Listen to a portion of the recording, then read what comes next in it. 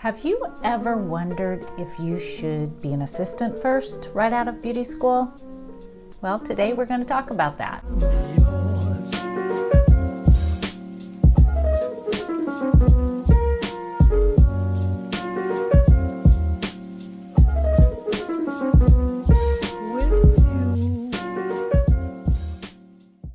What is an assistant? What's the expectations of an assistant? Maybe this will even help owners too, salon owners who are having a hard time defining that as well. So an assistant typically is someone that's already licensed, straight out of beauty school. Maybe it's their first job at a salon. You're basically there to assist a stylist or assist a few stylists in the salon while you're learning and gaining your confidence behind the chair. It's kind of a win-win. I did that. That was the route I took. I absolutely loved it. On one hand, you graduate beauty school thinking that you know everything until you don't, until somebody puts you in your place. I remember the very first time in my assistant training, and I was to cut a straight line. Holy cow, what a humbling experience. I will never forget that, and that changed everything for me. If you do know how to cut a straight line, kudos to you, but typically coming straight out of beauty school, you really don't know what you're doing. Let's just talk about like an introduction to what an assistant does, okay? So you have to learn a lot. You have to do more than what you get paid for before you get paid for more than you do. Meaning it's almost like you have to pay your dues. So here's a few things. You have to have your mindset to take criticism. You don't want somebody putting you down all the time, but you got to know what real criticism is. You have to separate your work from your own life, to remain focused. Definitely multitasking, keeping your work your number one priority, because it gets hard, it gets rough. It's easier to sit down in the break room than it is to be out on the floor sweeping hair just to listen to the conversations that are taking on so you can learn. You have to be willing to go the extra mile to help others. You have to keep your workspace clean at all times. You have to be comfortable and prepared. You have to help your other stylists be comfortable and prepared too. And it's a well-oiled machine when that all happens. You also always have to be on your A game, meaning there's no room for slacking or being tired. People will notice that. And also, you have to be there. You have to work some long hours maybe. You can't just say that you want to work those 20-hour weeks and go up. You know, you got to show up to go up. That's what they say. So some of the benefits of assisting is the opportunity to build relationships with stylists and clients. So maybe when you get behind the chair, the client will already know who you are and they will feel comfortable with that relationship. We've seen that happen many, many times in the salon. You'll be given special opportunities that's going to set you apart from other people in the industry. So maybe you'll be assisting on a photo shoot or helping assist in a class or something that'll give you a little bit more experience. You get to observe new color and cutting techniques in action, not just textbook, not on YouTube. You can improve your applications and your skills required, meaning you get to practice with somebody right there. Maybe you're practicing your timing, maybe you're practicing your skills, your neatness, whatever. And you get to learn the proper do's and don'ts to better yourself behind the chair. If you were not an assistant, you would be basically experimenting on every single head. That happens more than you think it might happen. It's pretty sad. So other things that you might be asked to do besides helping stylists or sweeping hair or cutting foils or saran wrap or mixing color or things like that, you might be asked to help with guests checking in and out. You might be asked to help with retail sales, maybe pulling products from the shelves or even explaining what the retail bottles of products are. You might be responsible for greeting the guests, scheduling, client maintenance. Maybe somebody's coming in for a bang trim. That might be on you to do a bang trim. Once you get going in it, you might even be the one putting on root touch-ups, because once you get your timing down and your neatness down, root touch-ups, there's only so many ways you could do that. So that's usually one of the very first things that assistants get to do behind the chair is root touch-ups, because the stylist is there to help you every step of the way. I know in our salon, here's how it works in our salon. We would hire people right out of school. Let's pretend it was me behind the chair, because this is how it happened when I was behind the chair. We would hire a person straight out of beauty school, and they would be my assistant, and sometimes 2 or 3 other people's assistants, but make it simple. Here's how that would look. That would look like my assistant would greet my guests. Hi, my name is Sarah. I'm Denise's assistant.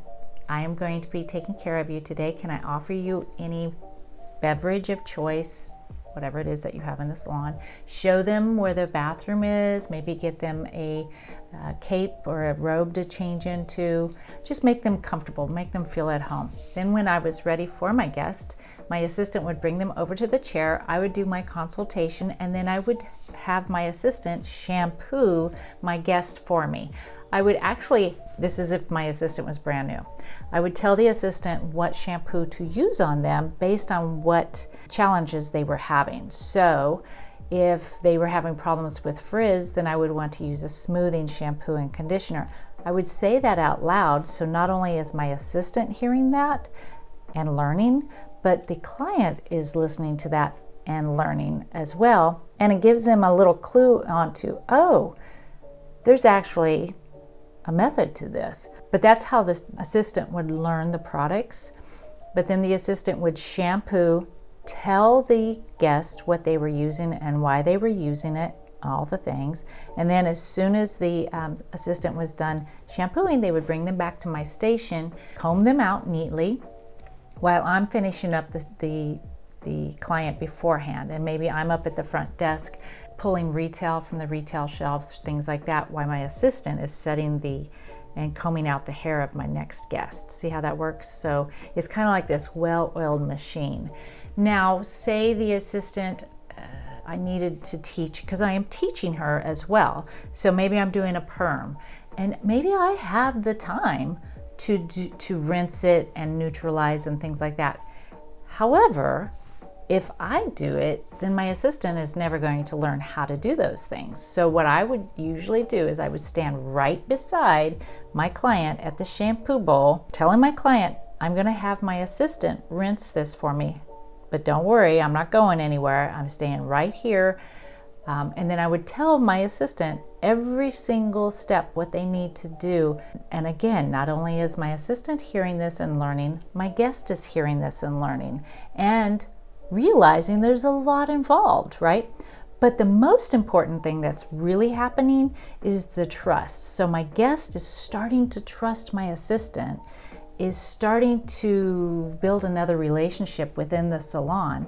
So guess what? If they're not able to get in with me, they know my assistant. They've seen my assistant grow. They've seen my assistant blossom into a very talented stylist. So what's going to happen is they're going to ask for my assistant. Do you see how that works? Then my assistant will start doing their touch-ups or their one-length haircuts or whatever it is. But that's a way for that assistant to start building their books, and it takes things off of my book, so it opens up new opportunities for new guests. See how that works? It does work. It just takes a little bit of locomotion to get it going. Make sure when you're assistant, it's your job to educate yourself on the retail line, okay?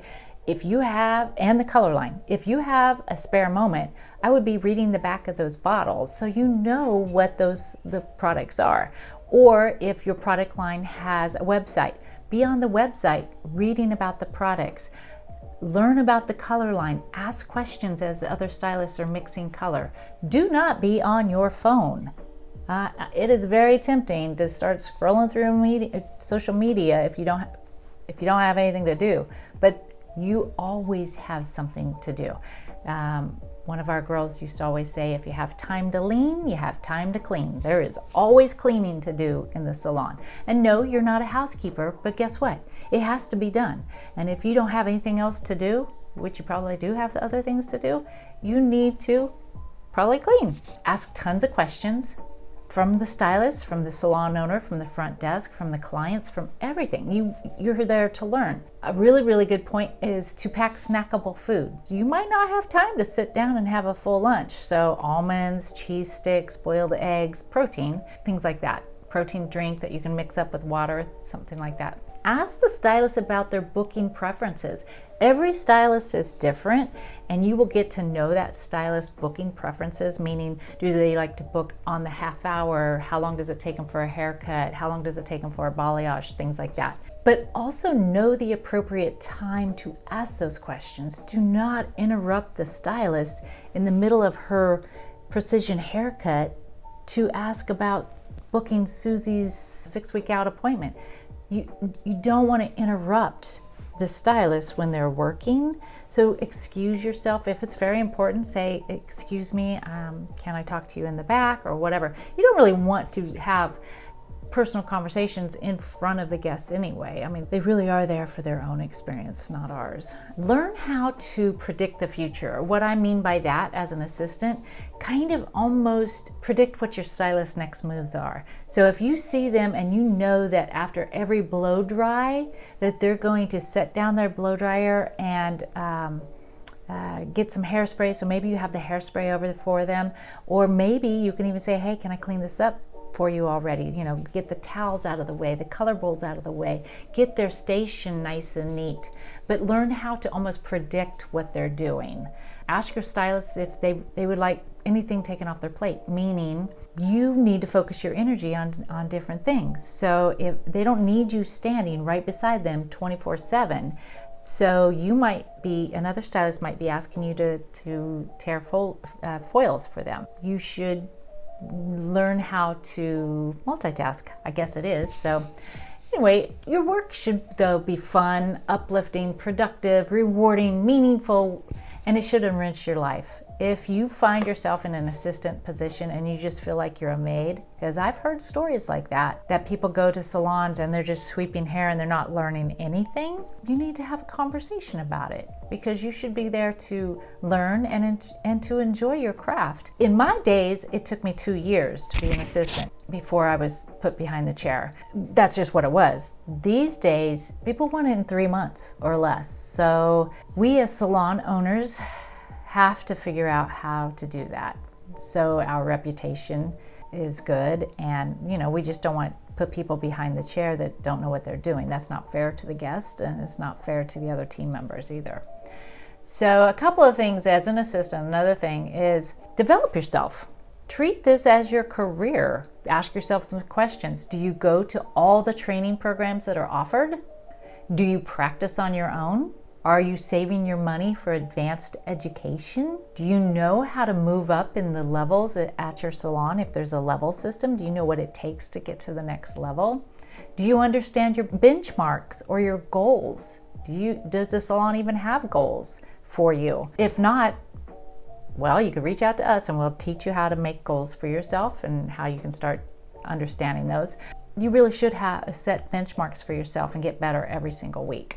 Have you memorized all of the business building scripts that your salon has, like how to answer the phone, how to book a next appointment, how to get around when people say, no, thank you, I'll just book online, things like that.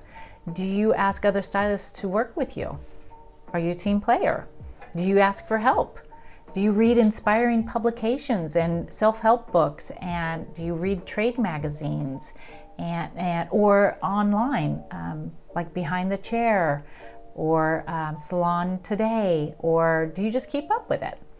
One of the main things though is be on time, be focused, and always bring a model when you're asked to, because there is no better opportunity than in the salon when there's free education, when there's somebody's helping you one-on-one, and if you don't show up ready to go and prepared, and you're just wasting their time too. So we have some non-negotiables at our salon when we hire assistants. We always have them work next to a seasoned stylist, a level 3 or a 4, so they get more bang for their buck. You wouldn't want to work next to a level 1 or a level 2 stylist because they're still learning too. So it's almost like the blind leading the blind. It might be your comfort zone because you might have known them in school or they were your buddy or something like that, but try to put yourself beside the owner or one of the master stylists in the salon. Anyway, let's get back to this. So should you be an assistant? I think an assistantship is the best way to learn, to grow, as long as the program is in place. And I'm talking to the salon owners too. The salon owners have to have a system in place to train the people right out of beauty school. And now, beauty school is even less hours. So, I mean, I laugh about this. I was talking to somebody the other day that, my goodness, do they even teach them? All they can do is teach them how to sanitize combs now, because I mean, I think they only have to go like 1,000 hours or less. It's kind of crazy. So what's happening is people are getting out of beauty school knowing less than what they learned in beauty school 10 years ago. So it's up to us as salon owners, as salon profession, as seasoned stylists, to help our industry by sharing everything that we know. And how to do that better is to have an assistant. Treat them well. Show them everything. Show them what you wish somebody would have showed you when you first started out. I mean, that's what this whole channel is about, is teaching you all the little things it takes. Because it takes a lot of little things. You can't just get by on one haircut or just doing good hair. You have to be a good people person too. And you have to be detail oriented and a multitasker, and heck, have a degree in psychology half the time. It's a lot, and I don't think people give us credit for everything that we have to know. So as a seasoned stylist, as a salon owner, take in those new stylists. Even if they're not an assistant, maybe they've been hired on as a brand new stylist, still teach them the things. The worst thing that can happen is they get into a salon and nobody teaches them anything. I have seen that, where I'm not telling you, it's my client, not yours. That's just sad. My personal recommendation is, yes, I think everybody should be an assistant, at least for a few months. It doesn't have to be 2 years like I did.